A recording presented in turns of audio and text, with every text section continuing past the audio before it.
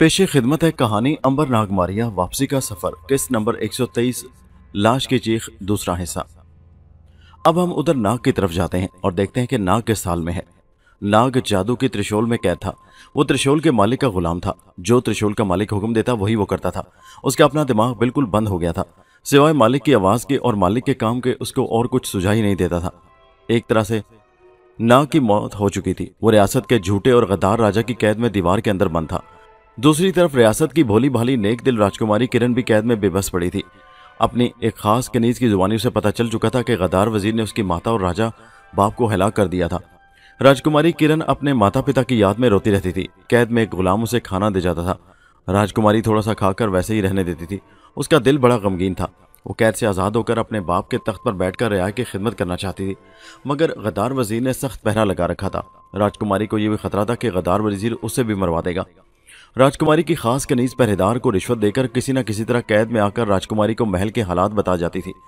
उसने ये भी बताया कि सेनापति अब बिक्रम सिंह है और गद्दार वजीर ने रिया को तंग करना शुरू कर दिया है और उसके पास एक जादू की त्रिशूल है जिसको वो कहता है कि देवता इंद्र ने उसे दिया है ताकि वो मुल्क पर हुकूमत कर सके। राजकुमारी ने कनीज को राजदारी से कहा, क्या किसी तरीके से मैं यहाँ से निकल नहीं सकती?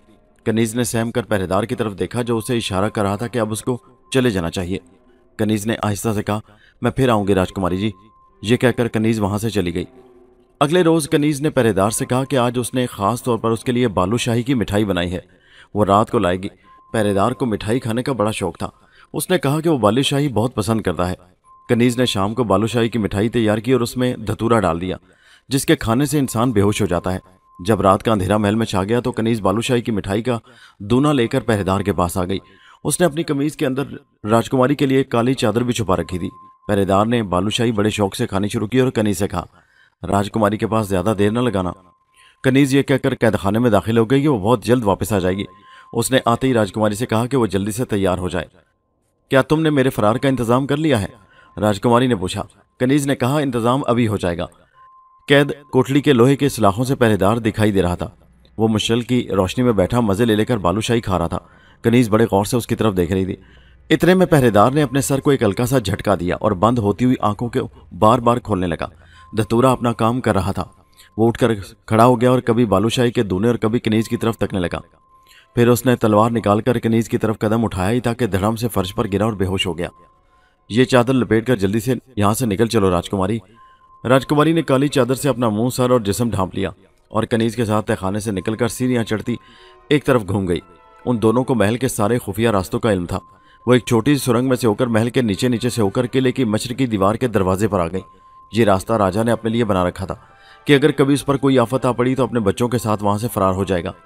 रात के अंधेरे में ही राजकुमारी अपनी खास कनीज के साथ महल के खुफिया दरवाजे से निकलकर बाहर किले की दीवार के पार पहुंच गई। यहाँ एक खाई थी जिसमें पानी भरा हुआ था। एक छोटा सा पुल था जो रात को उठा दिया जाता था। कनीज ने राजकुमारी को साथ लिया और एक जगह से छोटी सी डोंगी नमा कश्ती में खाई की नहर पार कर ली। दूसरी तरफ घना तारीख जंगल था। वो दोनों जंगल के अंधेरे में घुसकर गायब हो गई। दिन निकला तो महल में शोर मच गया कि राजकुमारी अपनी कनीज के साथ फरार हो गई है। गद्दार वजीर बड़ा परेशान हुआ। उसने सिपाही घोड़ों पर चारों तरफ दौड़ा दिए। वो खुद अपने सोने वाले कमरे में गया और त्रिशूल निकालकर उसे हुक्म दिया कि राजकुमारी जहां कहीं भी हो उसे तलाश करके महल में उसके सामने पेश किया जाए। त्रिशूल में से नाग सांप की शक्ल में बाहर निकल गया। गद्दार वजीर ने उसे हुक्म दिया कि जाओ और राजकुमारी को जहां कहीं भी है डस कर हलाक कर दो और फिर उसकी लाश उठाकर यहां ले आओ। नाग ने अदब से गर्दन झुकाई और गायब हो गया। राजकुमारी महल के आसपास फैले हुए जंगल में एक जगह चट्टानों के अंदर खुफिया गार में अपनी कनीज के साथ छुपी हुई थी। वो चाहती थी कि गार में से अपनी रिया के नाम खास पैगाम भेजे और गद्दार वजीर के खिलाफ शहर में बगावत करा दे। इस काम के लिए वो हालात के पुरसकून होने का इंतजार कर रही थी, यानी जब गद्दार वजीर थक कर उसकी तलाश छोड़ देगा। वो सारा दिन गार के अंदर छुपी रहती थी। दिन में एक बार कनीज बाहर जाकर जंगल से फल चुनकर ले आती और एक पत्थर की सुराही में नदी से पानी भरकर ले आती। उधर नाग भी राजकुमारी की तलाश में सांप की शक्ल में आ गया था। उसने राजकुमारी की बू सूंघ ली थी और अब खुफिया गार की तरफ रेंग रहा था। अंधेरी रात थी, राजकुमारी सो रही थी। कनीज भी सोने की कोशिश कर रही थी। कनीज को भी थोड़ी देर बाद नींद आ गई। जंगल चुपचाप था, परिंदे भी सो रहे थे। कोई कोई दरिंदे की आवाज किसी वक्त दूर जंगल के बीच से आ जाती थी जो खुराक की तलाश में रात को निकला था। गार के बाहर झाड़ियों में सरसराहट हुई और फिर एक स्याह काला सांप फन उठाए रेंगता गार में दाखिल हो गया। ये नाग था और राजकुमारी की बू पर त्रिशूल के मालिक गद्दार वजीर के हुक्म के मुताबिक राजकुमारी को हलाक करके उसकी लाश उठाकर महल में ले जाने आया था। वो बड़ी खामोशी से गार में रिंगता राजकुमारी के करीब पहुंच गया। उसने फन ऊपर उठा लिया। अपनी लाल लाल आंखों से देखा कि राजकुमारी अपनी कनीज के पास ही घास के बिस्तर पर बड़ी मासूमियत से गहरी नींद सो रही थी। नाग ने एक जबरदस्त फनकार मारी। उस गरजदार आवाज से राजकुमारी किरण और उसकी कनीज दोनों जाग पड़ी। अपने सामने एक स्याह नाग को फन उठाए झूमते देखा तो उनकी चीखें निकल गईं। नाग गर्दन झुकाकर उसे डसने के लिए राजकुमारी की तरफ बढ़ा। ऐन उसी वक्त महाशीष नाग, देवता की महारानी कलावती, आसमान से उतरकर राजकुमारी को बचाने गार में आ गई। क्योंकि राजकुमारी बड़ी पाकबाज लड़की थी और उसने कभी कोई गुनाह नहीं किया था। महारानी कलावती देवी को आसमान में उसकी नेकी गार में खींच लाई थी। नाग सांप के रूप में था। उसने महाशीष नाग की महारानी को सामने रोशनी के गोल दायरे में सर पर सांपों का ताज पहने देखा तो पीछे हट गया। महारानी कलावती को राजकुमारी और कनीज नहीं देख सकती थी। कलावती देवी ने नाग को उठाकर अपने चक्र पर बिठाया और चक्र को घुमाकर छोड़ दिया। नाग चक्कर के साथ घूमता हुआ गार से निकलकर जंगल के दरख्तों के ऊपर रात की तारीक फजाओं में गुम हो गया। महारानी कलावती देवी गायब हो गई। ऐन उसी वक्त गद्दार वजीर के कमरे की दीवार में रखा हुआ त्रिशूल टूटकर 2 टुकड़े हो गया। राजकुमारी किरण और कनीज ने सांप को हवा में उड़कर गायब होते देखा तो एक दूसरे से लिपट गई और खुदा का शुक्र अदा किया कि उनकी जान बच गई। कनीज ने कहा, हमें इस गार से निकलकर किसी दूसरी जगह पनाह लेनी चाहिए। राजकुमारी, हो सकता है कोई दूसरा सांप इधर आ जाए। राजकुमारी ने कहा, कहीं यह जादुई त्रिशूल का सांप तो नहीं था जिसे गद्दार वजीर ने मुझे हिलाक करने के लिए भेजा हुआ। कनीज ने कहा, अगर वो त्रिशूल का सांप भी था तो देवी देवताओं ने उसे गायब कर दिया। अब वो हमारा कुछ नहीं बिगाड़ सकता। हमें ये गार छोड़ देना चाहिए। वो रात के अंधेरे में ही गार से निकलकर बाहर आ गई। जंगल सुनसान था। दरख्त खामोश भूतों की तरह अंधेरे में चुपचाप खड़े थे। कनीज ने राजकुमारी को साथ लिया और गार के पीछे से होकर पहाड़ी की ढलान उतर गई। आगे जाकर एक बहुत बड़ा दरख्त आ गया जिसका तना अंदर से खोखला हो चुका था। उसके अंदर इतनी जगह बन गई थी कि वो दोनों बड़ी आसानी से छुप सकती थी। दोनों उसमें जाकर छुप गई। कनीज ने झाड़ियां तोड़कर तने के मुंह पर रख दी और तने को अंदर से अच्छी तरह साफ करके राजकुमारी के सोने के लिए जगह बना दी। थोड़ी देर वो बातें करती रहीं। उन्होंने फैसला किया कि वो कुछ रोज इसी दरख्त के अंदर रहेंगी और फिर रया से मिलाप करने की कोशिश करेंगी। इसके बाद वो सो गई। नाग सांप की शक्ल में हवा में उड़ता जंगल के ऊपर से गुजर गया और दरिया पार एक पुराने किले के खंडरों में एक बारादरी के सहन में जा गिरा। गिरते ही उसकी काया पलट गई और वह सांप से इंसान बन गया।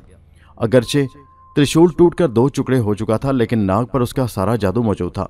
अब वो त्रिशूल की कैद में नहीं था मगर वो त्रिशूल के जादू में कैद था। वो किसी को भी नहीं पहचानता था और उसके दिमाग में मारिया अंबर का भी एक भी ख्याल नहीं आ रहा था। वो एक जादू के पुतले की तरह पुराने किले के खंडरों में सारी रात घूमता रहा। जब थक गया तो किले के एक गार में घुसकर बैठ गया और सामने वाली दीवार को टिकटिकी बांधकर तकने लगा। इतने में वहां रोशनी का दायरा नमदार हुआ। उस दायरे में महारानी कलावती देवी की शक्ल उभरकर सामने आ गई। उसने नाग की तरफ देखकर कहा, नाग, अगर तुम इस्लाम कबूल ना कर चुके होते तो मैं इसी जगह तुम्हें जलाकर भस्म कर देती। मगर तुम्हारे दिल में ईमान का नूर रोशन हो चुका है जिसके आगे मेरा जादू नहीं चल सकता। मैं तुम्हें मार नहीं सकती लेकिन मैं तुमसे बदला जरूर लूंगी। मैं तुमको इस पुराने किले के कब्रिस्तान की एक पुरानी कब्र में बंद कर देती हूँ। तुम अब सारी जिंदगी इस कब्र में रहोगे और फिर हर रात जब जंगल में सन्नाटा छा जाएगा तुम कब्र से बाहर निकल आओगे और जंगल में से गुजरने वाले इक्के दुक्के मुसाफिर को मारकर उसका खून पी जाओगे। तुम अब इंसानी खून पर ही जिंदा रह सकोगे। यही तुम्हारी सजा है। इतना कहकर महारानी कलावती देवी ने नाग की तरफ अपनी उंगली का इशारा किया। नाग अपनी जगह से हवा में बुलंद हो गया और फिर हवा में तैरता हुआ किले के पुराने कब्रिस्तान में आ गया। यहाँ एक बहुत पुरानी कब्र एकदम से शक हो गई। नाग उसके अंदर उतर गया। उसके अंदर जाते ही कब्र अपने आप बंद हो गई। कलावती देवी कब्र के ऊपर हवा में बुलंद होकर खड़ी थी। जब नाग कब्र के अंदर बंद हो गया तो वो गायब हो गई। दूसरे रोज गद्दार वजीर ने जब देखा कि नाग उसके हुक्म के मुताबिक राजकुमारी की लाश लेकर अभी तक वापस नहीं आया तो उसे परेशानी हुई। जल्दी से अपने सोने वाले कमरे में आकर दीवार के ताक में से त्रिशूल को निकाला तो वो धक से रह गया। त्रिशूल के 2 टुकड़े हो चुके थे। उसने घबरा कर त्रिशूल को आवाजें दी, ऐ त्रिशूल, नाग को वापस ला। ऐ त्रिशूल, मेरा हुक्म मानो, राजकुमारी को जहां कहीं भी है महल में वापस ला। वो बार बार यही हुक्म दोहराता रहा मगर त्रिशूल पर कोई असर न हुआ। त्रिशूल का जादू टूट चुका था और अब वो एक मामूली त्रिशूल के सिवा और कुछ नहीं था। गद्दार वजीर के तो पसीने छूट गए। उसी त्रिशूल के रोप पर तो वो हुकूमत करता रहा। अगर उसके सेनापति और महामंत्री या रया को यह मालूम हो गया कि त्रिशूल का जादू खत्म हो गया है और उसमें से इंद्र देवता जा चुका है तो वो उसके खिलाफ बगावत कर देंगे और सबसे पहले महामंत्री बिक्रम सिंह ही उसकी गर्दन उतारकर खुद राजा बन बैठेगा। गद्दार वजीर ने उसी वक्त अपने एक खास लोहार को बुलवाया और उसे हुक्म दिया कि इसी किस्म का एक दूसरा त्रिशूल फौरन तैयार करे और किसी को उसकी खबर न करे। गद्दार वजीर ने लोहार को सोने चांदी और जवाहरात का इनाम देने का वादा किया और उसे हुक्म दिया कि एक दिन के अंदर अंदर शाम होने तक पहले त्रिशूल जैसा ही एक नया त्रिशूल बनाकर ले आए। गद्दार वजीर सारा दिन परेशान रहा। शाम हुई तो खास लोहार भेस बदलकर शाही ख्वाबगाह में आ गया और कपड़े के अंदर से नया त्रिशूल निकाल कर दिया। वो बिल्कुल पहले जैसा त्रिशूल था। गद्दार वजीर ने उस पर एक ऐसा मसाला भी लगवाया था जो रोशनी में रखने से चमकता था और देखने वालों को ऐसा लगता था कि उसमें से चिंगारियां फूट रही हैं। गद्दार वजीर ने लोहार को शाबाश दी। लोहार ने कहा, महाराज मेरा इनाम। वजीर ने मुस्कुराकर कहा, ओ मेरे साथ, तुम्हारा इनाम तुम्हारा इंतजार कर रहा है। लोहार खुशी खुशी वजीर के साथ चला। वजीर एक कोठरी के दरवाजे पर रुक गया और लोहार से कहा, अंदर आ जाओ। लोहार अंदर दाखिल हुआ था कि वजीर ने पीछे से तलवार खींचकर एक ऐसा वार किया कि लोहार की गर्दन कटकर दूर जा पड़ी। वजीर ने कोठरी का दरवाजा बंद कर दिया। तलवार पर से खून पहुंचकर उसे न्याम में रखा। पुराने त्रिशूल के टुकड़े जाया कर दिए और उसकी जगह नया त्रिशूल दीवार की ताक में छुपा दिया। अब वजीर को एक फिक्र लगा हुआ था कि किसी तरीके से राजकुमारी को तलाश करके उसे भी मार डाला जाए ताकि वो उसके खिलाफ रियाया को भड़काकर बगावत न करवा सके। उसने अपने खास नजूमी को बुलाकर कहा कि वो हिसाब लगाकर बताए कि राजकुमारी किस जगह हो सकती है। नजूमी ने कहा, महाराज इंद्र देवता का त्रिशूल तो आपको सब कुछ बता सकता है, क्या वो आपके पास नहीं है? वजीर बोला, बात यह है कि मैं राजकुमारी के मामले में इंद्र देवता के त्रिशूल से मशवरा नहीं करना चाहता, क्योंकि मुझे शुबा है कि कहीं राजकुमारी को इंद्र देवता की हिमायत हासिल ना हो। ऐसी हालत में अगर मैंने इंद्र देवता के त्रिशूल से राजकुमारी के बारे में पूछा तो हो सकता है कि वो हमारे खिलाफ हो जाए। इसलिए मैं चाहता हूं कि तुम अपनी तरफ से हिसाब लगाकर बताओ कि राजकुमारी किस जगह छुपी हुई है। गद्दार और मकार वजीर की ये चाल बड़ी कामयाब रही। शाही नजूमी कायल हो गया और उसने फौरन पत्थर की सिल पर जायचा बनाया और कुछ देर उसे गौर से देखने के बाद बोला, महाराज आपका शक बिल्कुल ठीक है। क्या मतलब? वजीर ने ताजुब से पूछा। शाही नजूमी ने कहा, महाराज मेरा हिसाब बताता है कि राजकुमारी किरण को इंद्र देवता की बहन महारानी कलावती की हिमायत हासिल है और वह इस वक्त रियासत के जंगल में पुराने किले के आसपास कहीं छुपी हुई है। वजीर ने पूछा, क्या तुम्हारा हिसाब यह नहीं बताता कि वो किस मकाम पर छुपी हुई है ताकि उसे वहां जाकर तलाश करके हलाक कर दिया जाए? नजूमी ने सर हिलाकर कहा, महाराज मुझे अफसोस है कि मेरा जायचा इससे आगे कुछ नहीं बता सकता। चूंकि राजकुमारी किरण को इंद्र देवता की बहन महारानी कलावती देवी की हिमायत हासिल है, इसलिए मेरा जायचा एक खास जगह पर पहुंचकर खामोश हो गया है और मुझे इससे ज्यादा कुछ नहीं बता रहा। गद्दार वजीर के माथे पर शिकन पड़ गए। वो टहलते हुए कुछ सोचने लगा। उसने शाही नजूमी को रुखसत कर दिया और अपने खास जल्लाद को बुलाया। ये वही जल्लाद था जिसने साधु की गर्दन काटी थी और जो गद्दार वजीर के हुक्म पर सैकड़ों बेगुनाह इंसानों का खून बहा चुका था। ये एक मोटा ताजा सांड जैसा काला कलोटा जल्लाद था जिसके कानों में सोने की बालियां पड़ी थीं और चमकता खंजर कमर के साथ बंधा हुआ था। उसने वजीर के खास कमरे में आते ही सर को सजदे में गिरा दिया और फिर हाथ बांधकर बोला, महाराज की जय हो। हुक्म दीजिए, मैं क्या खिदमत कर सकता हूँ? वजीर ने अपनी उंगली में से हीरे की एक कीमती अंगूठी उतारकर जल्लाद को दी और कहा, तुम हमेशा हमारे काम आते रहे हो। तुमने हमेशा हमारे इशारे पर हमारे दुश्मनों की गर्दनें उतारी हैं। इस वक्त भी हमें एक अपने सबसे बड़े दुश्मन का सामना है। जल्लाद ने सर झुकाकर कहा, महाराज आप उसका नाम बताइए। ये गुलाम अभी उसका सर कलम करके आपकी खिदमत में हाजिर कर देगा। वजीर बड़ा खुश हुआ। उसने जल्लाद को उंगली में खुद हीरे की अंगूठी पहनाते हुए कहा, यह अंगूठी हमारी दोस्ती की निशानी भी है और तुम्हारी दोस्ती का इनाम भी है। जल्लाद ने कहा, महाराज आपका दिया पहले ही मेरे पास बहुत कुछ है, आप हुक्म कीजिए। गद्दार वजीर ने जल्लाद को बताया कि उसे पता चला है कि राजकुमारी किरण पुराने किले वाले जंगल में किले के खंडरों में किसी जगह अपनी कनीज के साथ छुपी हुई है। मुझे उन दोनों के सर चाहिए। जब तुम राजकुमारी किरण और उसकी कनीज के सर मेरे पास लाओगे तो मैं तुम्हें इतना इनाम दूंगा कि तुम्हारी 7 पुश्तों के लिए काफ़ी होगा। जल्लाद ने सीने पर हाथ रखकर कहा, महाराज ये कोई मुश्किल काम नहीं है, मैं अभी जाकर उनके सर कलम करके ले आता हूँ। वजीर ने कहा, मगर तुम्हें बड़ी होशियारी से वहाँ जाना होगा, क्योंकि हो सकता है राजकुमारी किरण की हिफाजत करने वाले, मेरा मतलब है उसके मददगार, भी उसके साथ हों। गद्दार वजीर जल्लाद को ये नहीं बताना चाहता था कि राजकुमारी किरण पर देवी कलावती का साया है, क्योंकि इस तरह से जल्लाद डर जाता और कभी उसे कत्ल करने ना जाता, और अगर जाता भी तो यूं ही घूम घाम कर वापस आ जाता और कहता कि राजकुमारी किरण नहीं मिल सकी। वजीर ने बड़ी चालाकी से देवी कलावती का नाम गोल कर दिया था। उसने जल्लाद से कहा, मेरा ख्याल है कि तुम रात की तारीकी में जाना, इस तरह से जंगल में तुम्हें कोई नहीं देख सकेगा। तुम किले के आसपास राजकुमारी किरण को तलाश करना, वो तुम्हें वहां किसी खो या गार में छुपी हुई मिलेगी। जल्लाद ने सर झुकाया और वजीर को यह यकीन दिलाकर रुखसत हुआ कि आज रात वो राजकुमारी किरण और कनीज दोनों के सर लाकर वजीर की खिदमत में पेश कर देगा। जल्लाद ने बाकी दिन अपनी खास तलवार को तेज करने में गुजारा। जब रात छा गई और चारों तरफ अंधेरा फैल गया तो वो मुंह सर लपेट कर तलवार कपड़ों के अंदर छुपाए हुए शाही महल के पिछले दरवाजे से घोड़े पर सवार होकर निकला और जंगल की तरफ रवाना हो गया। वो रात कुछ ज्यादा ही अंधेरी थी। जंगल में हाथ को हाथ सुझाई नहीं देता था। आधी रात के वक्त आसमान पर सितारे खुलकर चमके तो जंगल में दरख्तों के नीचे उनकी हल्की हल्की रोशनी उतरने लगी। राजकुमारी किरण और कनीज पुराने खंडर वाले दरिया के इधर के किनारे वाले जंगल में दरख्त के तने के अंदर लेटी थीं और बातें कर रही थी। राजकुमारी ने कनीज से कहा, हम ज्यादा देर इस जंगल में नहीं रह सकते। मैं चाहती हूँ कि कल तुम सुबह भेस बदलकर शहर में ठाकुर मान सिंह की हवेली में जाकर उससे मुलाकात करो। वो हमारे पिताजी का गहरा दोस्त था। वो राजगद्दी वापस दिलाने में मेरी जरूर मदद करेगा। कनीज ने कहा, मेरा अपना भी यही ख्याल है कि हमें अब अपना काम शुरू कर देना चाहिए। मैं कल ठाकुर मान सिंह के पास जरूर जाऊंगी और उनसे मदद की दरख्वास्त करूंगी, लेकिन कहीं वो भी वजीर के साथ तो नहीं मिल गए होंगे।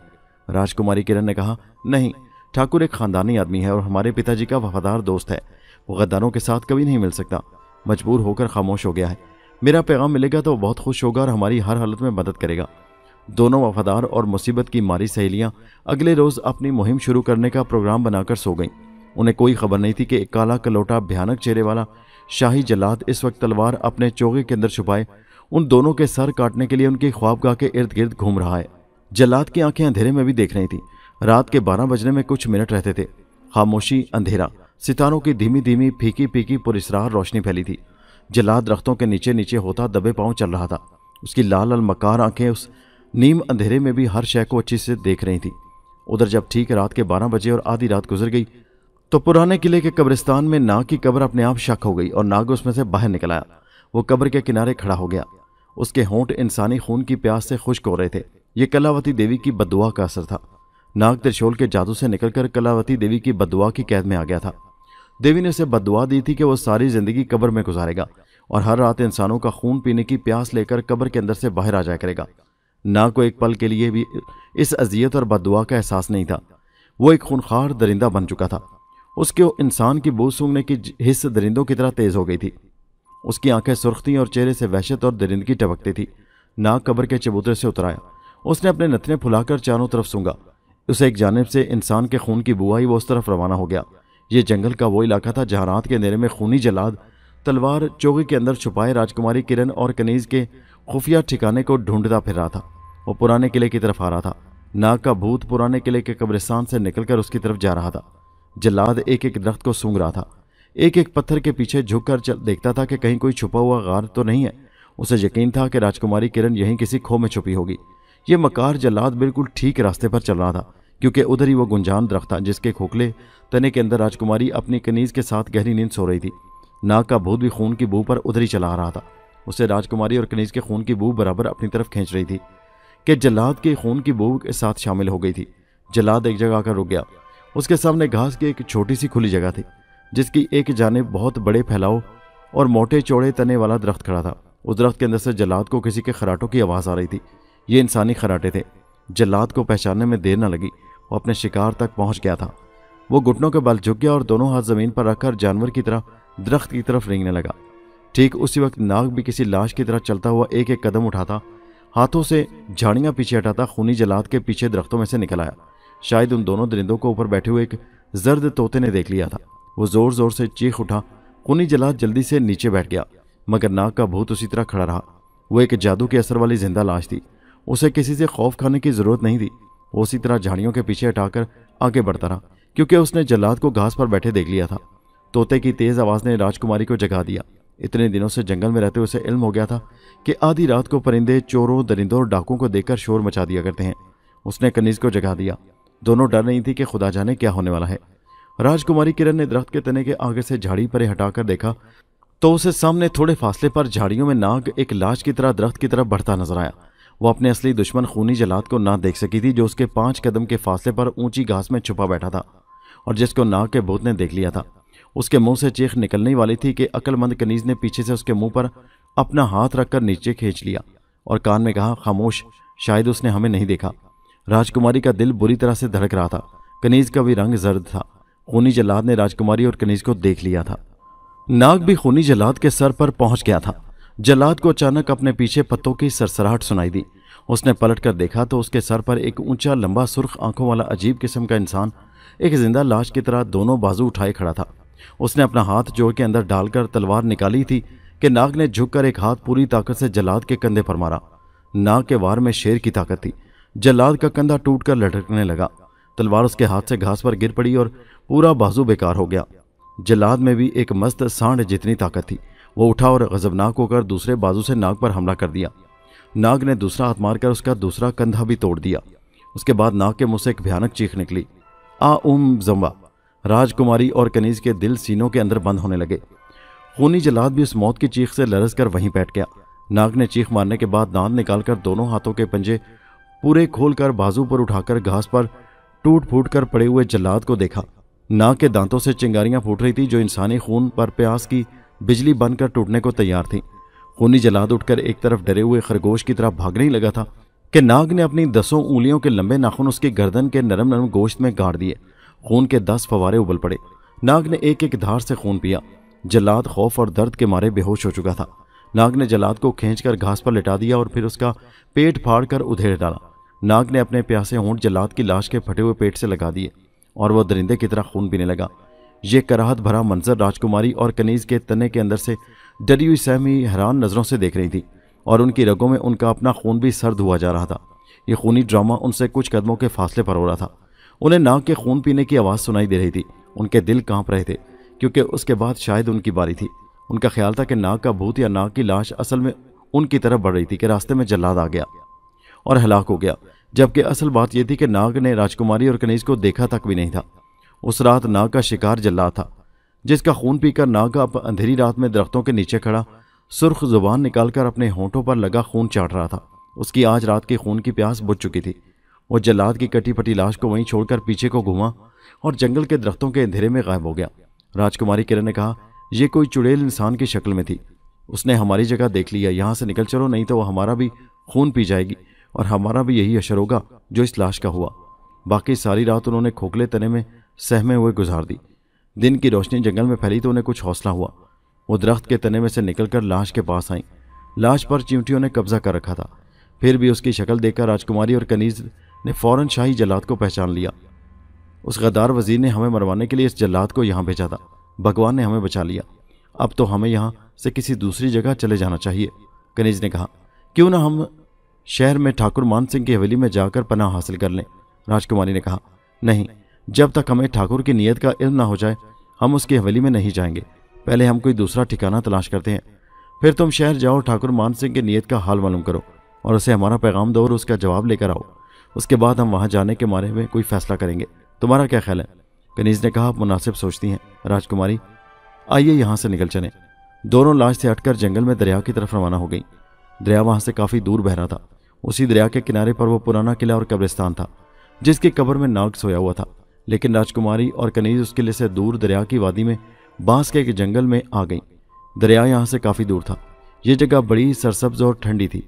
बांस के दरख्तों ने जगह जगह झुंड बना रखे थे। यहाँ जंगली फलों के बेशुमार दरख्त थे। उन्होंने एक चश्मे पर मुंह हाथ धोया और जंगली फल खाकर अपनी भूख मिटाई। फिर एक बांस के झुंड में घास पत्ते बिछाकर सोने के लिए जगह बना ली। राजकुमारी ने कनीज से कहा कि वो शहर का जाकर ठाकुर मान सिंह से बात करे। मेरी फिक्र न करो, मैं यहाँ किसी न किसी तरह तुम्हारे इंतजार में वक्त गुजार लूंगी। कनीज ने राजकुमारी से इजाज़त ली और बांस के झुंड से निकलकर शहर को जाने वाले रास्ते पर रवाना हो गई। दिन निकल आया था और रोशनी फैली हुई थी। कनीज ने स्याह चादर से अपने जिस्म लपेट रखा था और वो कोई देहाती औरत लग रही थी। उधर गद्दार वजीर ने देखा कि जल्लाद वापस नहीं आया तो उसने अपना खास आदमी पुराने किले वाले जंगल में दौड़ाया कि जाकर पता करो जल्लाद के साथ क्या गुजरी। उस आदमी ने वापस आकर खबर दी कि जल्लाद की कटी फटी लाश जंगल में पड़ी है और उसे किसी जंगली दरिंदे ने हलाक कर दिया है। वजीर ने उस आदमी से कहा कि वापस जाकर उसकी उंगली से हीरे की कीमती अंगूठी उतार लाए। उसके बाद वजीर परेशान होकर टहलने लगा कि राजकुमारी को कहाँ और किस तरह तलाश करवाया जाए। उसका दिमाग कोई दूसरी साजिश तैयार करने में मसरूफ हो गया।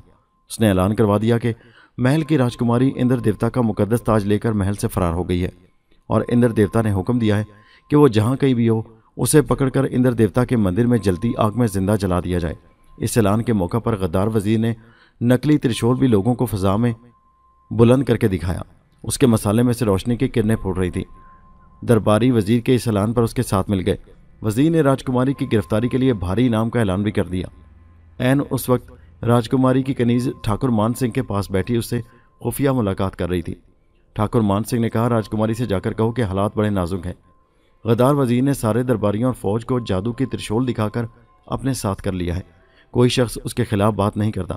लोग डरते हैं कि अगर उन्होंने वजीर के खिलाफ कोई कदम उठाया तो इंद्र देवता की त्रिशूल उन्हें हलाक कर डालेगी। राजकुमारी से कहो कि अभी कुछ देर इंतजार करे और जंगल में ही किसी जगह छुपी रहे। जब हालात ज़रा बदले तो मैं खुद उसके हक में बगावत का झंडा बुलंद कर दूंगा। कनीज ने वापस आकर राजकुमारी को सारी बातें सुना दी। राजकुमारी नाउमीद हो गई। उसका चेहरा उदास हो गया। क्या हमें इस जंगल में ही रहना होगा? क्या हम गद्दार वजीर से अपने माँ बाप के खून का बदला ना ले सकेंगे? कनीज ने कहा, हमें सब्र और अकल से काम लेना होगा राजकुमारी। ठाकुर मान सिंह ने हमें बड़ा सही मशवरा दिया है। राजकुमारी ने कहा, क्या हम किसी तरह इस जादू के त्रिशूल पर कब्जा नहीं कर सकते? कनीज ने कहा, वो तो इंद्र देवता की त्रिशूल है, उसे कौन चुरा सकता है? राजकुमारी ने कहा, काश मैं उस त्रिशूल को टुकड़े टुकड़े कर सकती। उसे मालूम नहीं था कि त्रिशूल के टुकड़े उड़ चुके हैं और गद्दार वजीर के पास नकली त्रिशूल है, मगर होनी होकर रहती है। इंसान की किस्मत में जितनी तकलीफ लिखी होती है वो उसे सहनी पड़ती है। राजकुमारी ने दिल पर जबर करके ठाकुर मान सिंह का मशवरा मान लिया और यही फैसला किया कि वह हालात के बदलने का इंतजार करेगी और इसी जंगल में छुपी रहेगी। दूसरी तरफ अंबर और मारिया सफर करते करते आखिर दरिया के उस तरफ वाले किनारे पर पहुंच गए। यही दरिया का किनारा था जिसके बारे में गुरुदेव ने कहा था कि वहां उन्हें एक मुसलमान दरवेश बुजुर्ग मिलेगा जिसके पास नाग पर किए जादू का तोड़ होगा। उस बुजुर्ग को दरिया पर किस जगह तलाश किया जाए? मेरा ख्याल है उनकी कुटिया यहीं कहीं होनी चाहिए। अंबर ने देखा कि दरिया के किनारे एक जगह नारियल के दरख्तों का झुंड है, उसके अंदर एक झोंपड़ी बनी हुई है।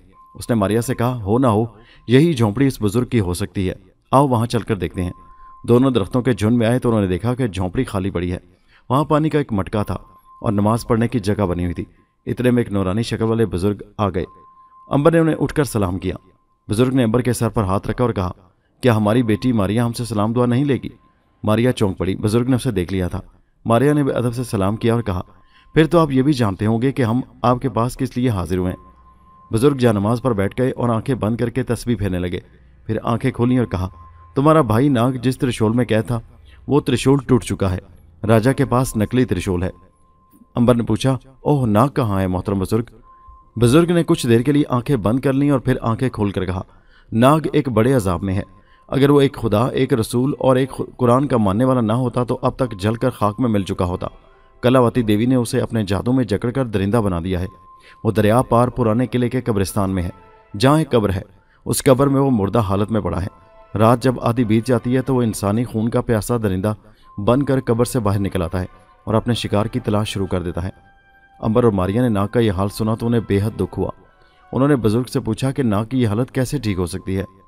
बुजुर्ग ने अपनी सदरी की जेब से एक सफ़ेद कांच की छोटी तस्बीर निकाल कर दी और कहा, इस तस्बीर को लेकर तुम आधी रात को किले वाले पुराने कब्रिस्तान में जाओ। जब कब्र शक हो जाए और नाग बाहर निकलकर तुम पर हमला करे तो इस तस्बीर को उसके आगे कर देना। उस वक्त तस्बीर के सफ़ेद मोतियों का रंग सुर्ख हो जाएगा। नाग बहुत तड़पेगा, तिलमिलाएगा, मगर तुम तस्बीर पीछे मत करना। जब वो चीख मारकर कब्र में छलांग लगा दे तो तुम उस तस्बीर को कब्र में फेंक देना और फिर जो होगा उसे देखना। अंबर और मारिया ने बुजुर्ग को अदब से सलाम किया और वहां से दरिया पर आ गए। एक पुरानी कश्ती के किनारे के साथ रेत में फंसी हुई थी। उन्होंने कश्ती रेत से निकालकर दरिया में डाली, उस पर सवार होकर दरिया पार कर गए। दरिया के दूसरे किनारे पर शहतूत और आम के बेशुमार दरख्त थे। ये जंगली फल था। वो चलते चले गए। दोपहर के बाद जब शाम हुई तो उन्हें एक पुराने किले के खंडर नजर आए। मारिया ने कहा, यही वो पुराना किला है अंबर, जहाँ कब्रिस्तान में नाग रहता है। हाँ, मगर हमें उसके कब्र से बाहर निकलने का इंतजार करना होगा और वो आधी रात को बाहर आएगा। दोनों जंगल में एक चट्टान के पास हरे भरे दरख्तों के साए में आकर बैठ गए। यहाँ झाड़ियों में एक चश्मा बह रहा था। अंबर और मारिया खामोश बैठे थे कि उन्हें किसी के पाँव की आहट सुनाई दी। अंबर ने होठों पर उंगली रखकर मारिया को खामोश रहने का इशारा किया। वो उठकर झाड़ियों के पास गया और दूसरी तरफ झांक कर देखा। राजकुमारी की कनीज चश्मे से सुराही में पानी भरकर वापस अपने नए गार की तरफ जा रही थी। सूरज गरूब हो रहा था। अंबर ने मारिया को वो लड़की दिखाई और आहिस्ता से कहा, यह कौन हो सकती है? जाओ तुम इसका पीछा करो। मारिया कनीज के पीछे पीछे चल दी। कनीज पानी की सुराही लेकर गार में राजकुमारी के पास आ गई। मारिया ने खूबसूरत भोली भाली लड़की को देखा तो हैरान हुई कि ये दोनों लड़कियां यहाँ किस लिए छुपी हुई हैं। उसने वापस आकर अंबर को बताया। अंबर और मारिया ने फैसला किया कि लड़कियों से मिलना चाहिए। वो दोनों गार के दरवाजे पर आ गए। अंबर ने अचानक अंदर झांक कर देखा और कहा, घबराओ नहीं मेरी बहनों, मैं तुम्हें कुछ नहीं कहूँगा। बताओ कि तुम यहाँ क्यों छुपी हुई हो? राजकुमारी किरण ने घबराई आवाज़ में पूछा कि तुम कौन हो? अंबर ने बताया कि वो दूसरे मुल्क का रहने वाला है और इस मुल्क की सैर करने आया है।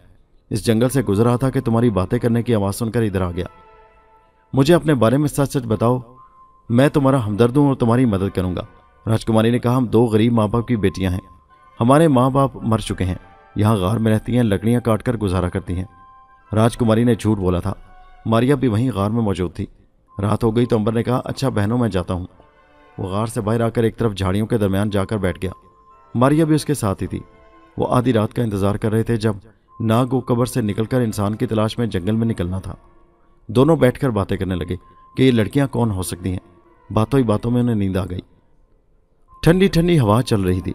अपने आप उनकी आंखें बंद होने लगीं और वो सो गए। वो सो रहे थे कि आधी रात हो गई। जंगल पर जर्द जर्द पुरस्रार चांद ने अपनी फीकी रोशनी की चादर फैला दी। हर तरफ एक दहशत सी छा गई। ऐन उसी वक्त पुराने कब्रिस्तान की एक कब्र की छत आहिस्ता आहिस्ता पीछे हटने लगी। कब्र में एक सुराख हो गया और उसमें से नाग ऊपर को उठने लगा। वो एक मुर्दे की तरह सीधा था। कब्र से बाहर आकर उसने अपने नथने फैलाकर चारों तरफ सूंघा। उसे एक जानिब से इंसानी खून की बू आई। वो उस तरफ चल पड़ा। बू उसे उस गार से आई थी जिसके अंदर राजकुमारी और कनीज सो रही थी। मारिया और अंबर के खून की बू नाग को नहीं आ सकती थी। नाग की लाश सूखे पत्तों पर चलती गार की तरफ आ गई। वो उन झाड़ियों के करीब से भी गुजरा जहां अंबर और मारिया बेखबर होकर सो रहे थे। नाग की लाश गार के मुंह पर आकर रुक गई। गार के अंदर से इंसानी खून की बड़ी तेज बू आ रही थी। उसकी सुर्ख आंखें चमकने लगीं और खून के प्यासे होंठ फड़कने लगे। उसने दोनों बाजू हवा में बुलंद किए और एक दहशतनाक चीख मारी, आ ओ जम्बा। दोस्तों, ये दिलचस्प कहानी अभी जारी है। इसका अगला हिस्सा नेक्स्ट वीडियो में मुलाहिजा कीजिए, जिसका लिंक इसी वीडियो के नीचे डिस्क्रिप्शन में मौजूद है। और हमारे चैनल हैदर वाइस को सब्सक्राइब कीजिए। शुक्रिया।